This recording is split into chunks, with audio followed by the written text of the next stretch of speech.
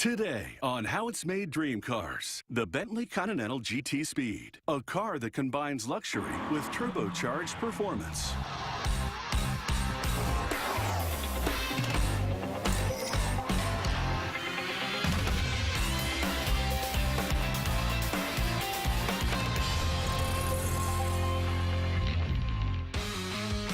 Although W.O. Bentley founded his company outside of London in 1919, after World War II, it moved to Crewe in Cheshire, England.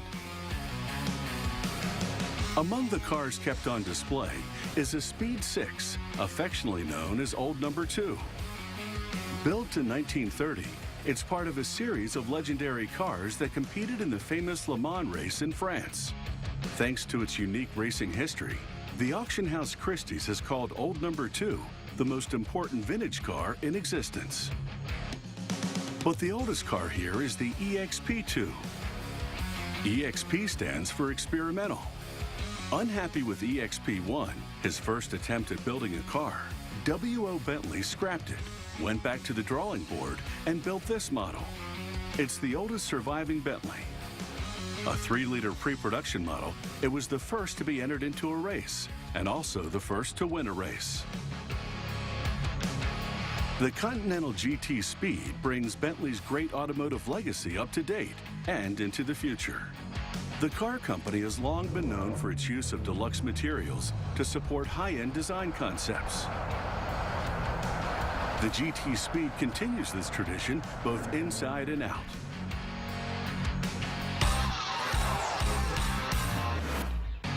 Although designers make use of digital design tools to work out their ideas, in the end, they rely on traditional material, clay. A full-scale clay model of a car provides an object that designers can view in the real world. This demonstration model reveals the layers of material involved, from plywood substructure to styrofoam to clay to paint. Some elements of the GT Speed are made in Ireland at Auto Launch, a division of Canadian-based Magna International.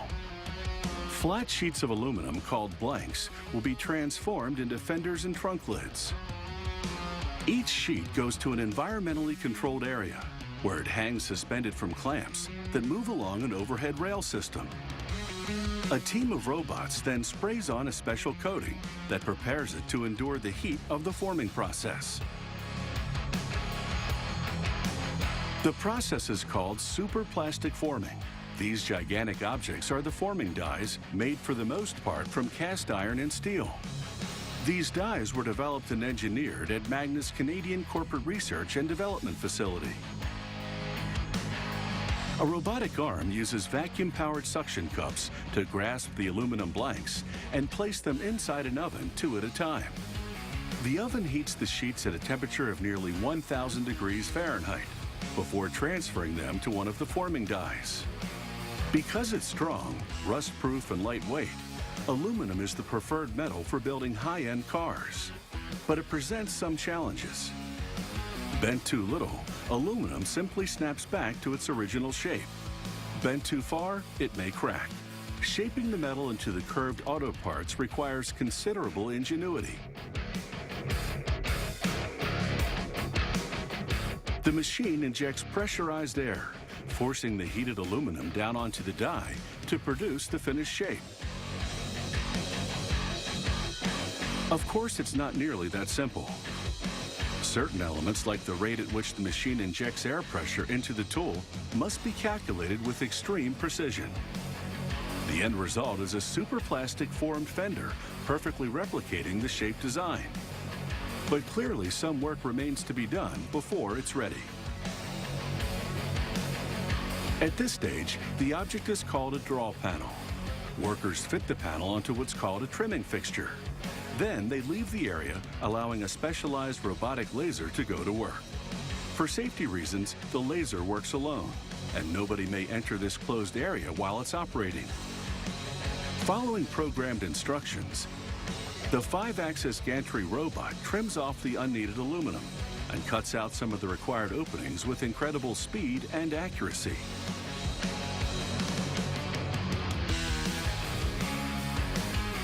Once the laser finishes trimming the parts, workers place them on another tool for a process called restrike.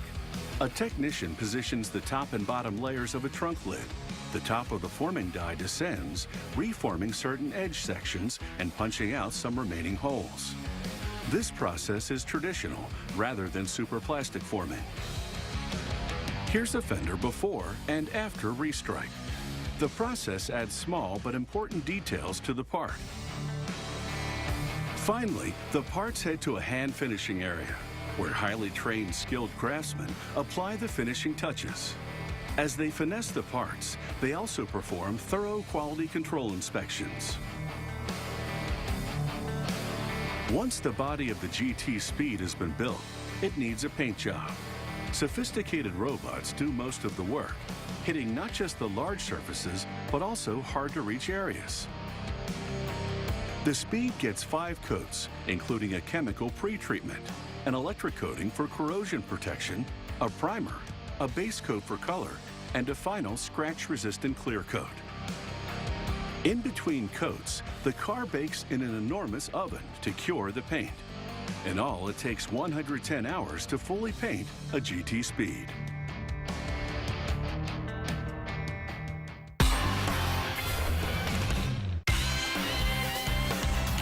These days, it's rare to see real wood in a car.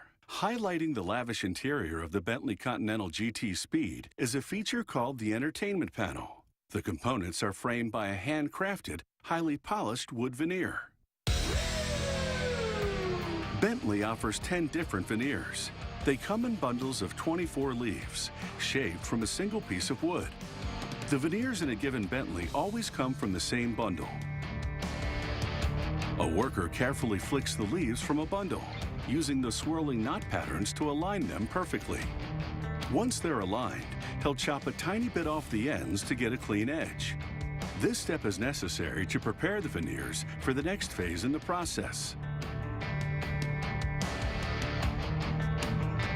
This craftsman opens a set of leaves so that they present a mirror image of each other. He then sticks on a piece of tape to temporarily hold them in place before bringing them to the stitching machine. This device uses a zigzag stitch of adhesive, not thread, to hold the 2 leaves of veneer together. It quickly deposits a thin bead of hot glue in a repeating pattern. The craftsman puts the veneer through twice to ensure a secure joint. This glue stitch prepares the 2 leaves for the next phase of production and is not meant to hold them together permanently.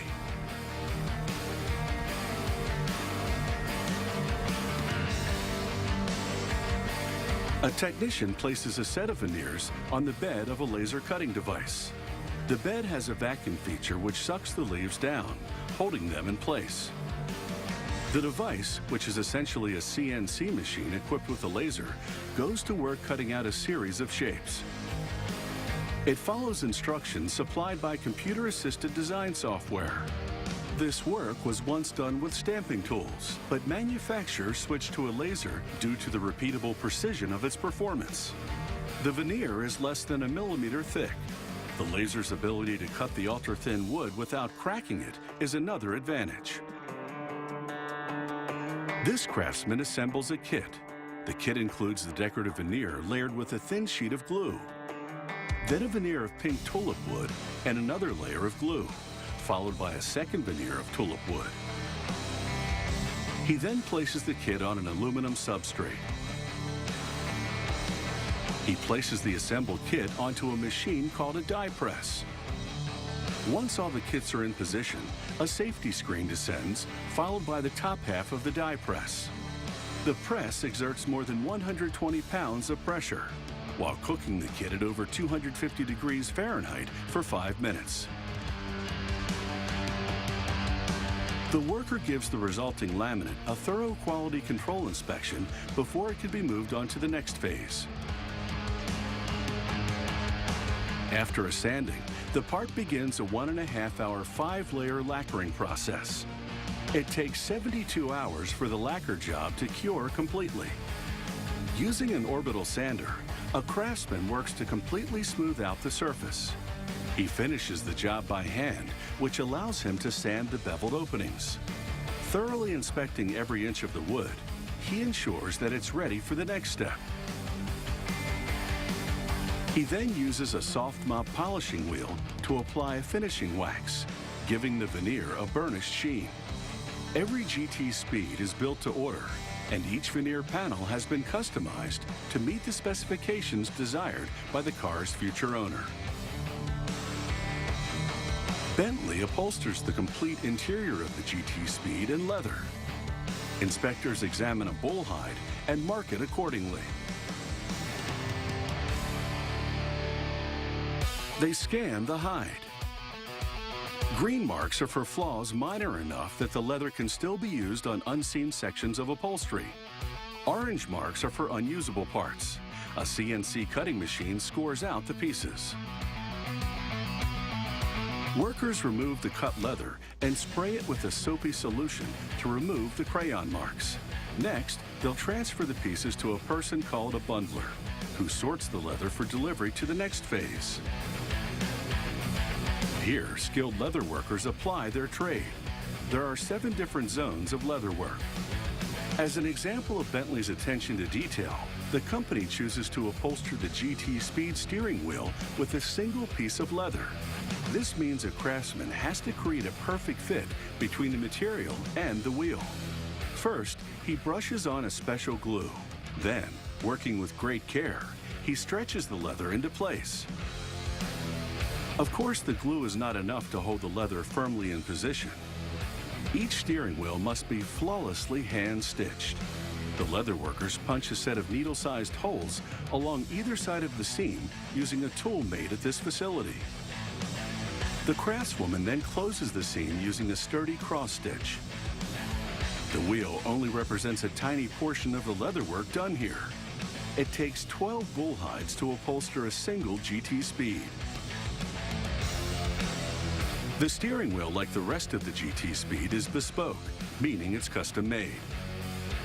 Customers can choose from a wide range of colors and patterns when placing their order.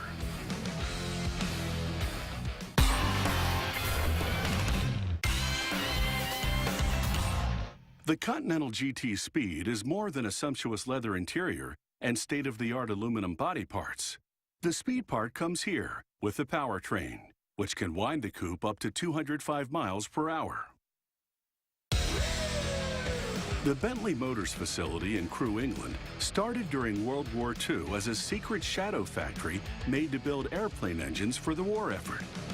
Here, the Rolls-Royce company manufactured its legendary Merlin engine, which powered the famous Supermarine Spitfires and Hawker Hurricanes that won the Battle of Britain. Also on display is a model of Bentley's W12 engine, which runs the GT Speed. With 12 cylinders firing, the twin-turbocharged engine can accelerate the car from 0 to 60 miles per hour in just 4.4 seconds, and from 0 to 100 in under 10 seconds. A technician coats a crankshaft with engine oil, while another supplies himself with a piston. Next, they align the crankshaft before installing the piston. Guide rods on the end of the pistons prevent damage to the casing as they pull them through. The casing is only 5 microns larger than the piston itself. Once installed, they bolt the piston onto the shaft. Once again, they align the crankshaft to prepare for the next phase of installation. They've placed a clear cover over the installed pistons to ensure no dust or other contaminants get in. Since it's a W12 engine, there are 12 pistons in total that have to go in. The W in the W12 name refers to the staggered W arrangement of the cylinders. Unlike straight, flat, or V configurations, this arrangement allows for a very compact engine despite the number of cylinders. The result is a 48-valve powerhouse with 616 horsepower and a peak torque of 590 pound-feet above 2,000 RPMs. Top speed, 205 miles per hour. Once they built them, technicians transfer each engine to an area called the hot test facility. Here, they fire it up and run it for a total of 21 minutes to make sure there are no leaks and that the engine is working as it should. Pipes blow air at the engine to cool it, as monitoring equipment makes sure all parameters are met.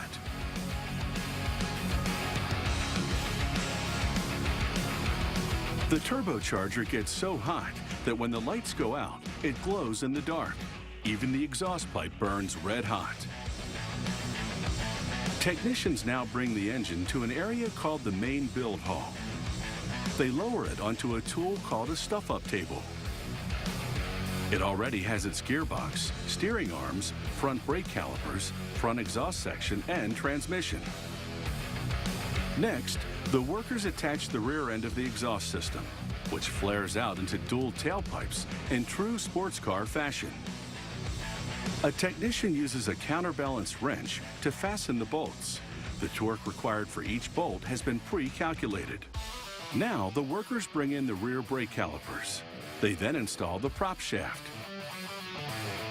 The entire powertrain of the GT Speed is coming together, thanks to careful engineering of the close ratio transmission and an energy recuperation system built into the engine.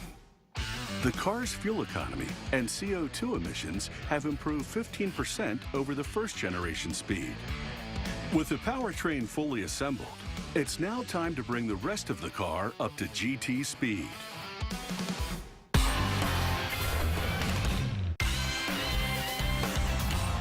The GT Speed's turbocharged powertrain has been built. Its body has been manufactured, assembled, and painted, and its plush leather interior fully upholstered. It's now time to bring everything together. Technicians now install the car's extensive wiring. Wires can be stiff and hard to handle. To make these big bundles pliable, manufacturers first heat them. Once the technicians finish installing them, the cables will cool and harden in place. Each car has nearly 8 miles of wiring running through it. Using a specially designed lift, workers install the leather-upholstered dashboard. Like the rest of the car, the dash is built to order. Here we can see the two-tone color scheme chosen by its future owner. Technicians now bring the powertrain and the body together. Manufacturers have a romantic name for this dramatic moment when the two main elements are fused. They call it the marriage. It's at this point the car really becomes a car. The technicians will use 32 carefully placed and perfectly torqued bolts to secure everything together. Although they perform this operation manually, a computer monitors their work, ensuring they don't miss anything. Next, workers begin filling the car with gas, engine oil, brake fluid, transmission fluid, antifreeze, and all the ingredients it needs to run. Thanks in part to the GT Speed's energy recuperation system, it can go 60 miles on 3.8 gallons of gas. Recuperation technology manages the car's use of electricity to maximize efficiency, reducing emissions while increasing the car's range. The front wings now go on, followed by the grille. That distinctive grille, the round headlights and curved wings, are all part of the signature Bentley look that dates back nearly a century. They are subtle design tributes to the Speed's ancestry. These 20-inch 10-spoke alloy wheels are made exclusively for the GT Speed. The car features permanent all-wheel drive. The differential distributes 60% of the torque to the rear wheels and 40% to the front, helping keep the vehicle in position when cornering. The wheels can come to a fast stop thanks to the 16-inch diameter front and 13-inch rear ventilated cast iron brake discs. Working on the convertible model of the GT Speed, technicians bring the windshield to its frame and manually install it, tamping it in place securely. Next, they use a hydraulic lift to help attach this component called a tonneau. The tonneau is a specially designed panel which covers the convertible roof when it's retracted. A technician installs the hand-stitched, leather-upholstered steering wheel. A second worker then mounts the central panel, which bears the famous Bentley Winged Bee logo. They close the hood, checking to make sure the fit is perfect. The GT Speed is fully assembled. This high-tech facility appears ultra-modern, and shows little sign of its dramatic history. But a memorial reminds us that workers building Air Force engines died here during a World War II bombing raid. Today's craftsmen continue the proud manufacturing tradition begun here more than 70 years ago. Each finished GT Speed is carefully driven off the line, ready for delivery to its new owner. Bentley Motors has a specially appointed area it calls the living room. Here, customers may come, relax on the plush furnishings, and browse the literature. Under the benevolent gaze of W.O. Bentley, they can learn about the company and choose the specifications they require. Bentley considers the Continental GT Speed to be its new flagship model. Inspired by the renowned performance of the old Speed Sixes at the 24-hour Le Mans race in the 1930s, this car is made for high velocity. In fact, topping out at 202 miles per hour, the drop-top version is currently the fastest four-seat convertible in the world, and the coupe model is even faster. Every square inch of the car is opulent, from the bespoke leather upholstery to the wood veneers and the aerospace-grade aluminum fenders. In the early days of Bentley, the cars developed a fan following amongst a group of wealthy British motorists who became known as the Bentley Boys. Perhaps the rebirth of the legendary Speed will inspire a new generation of fans.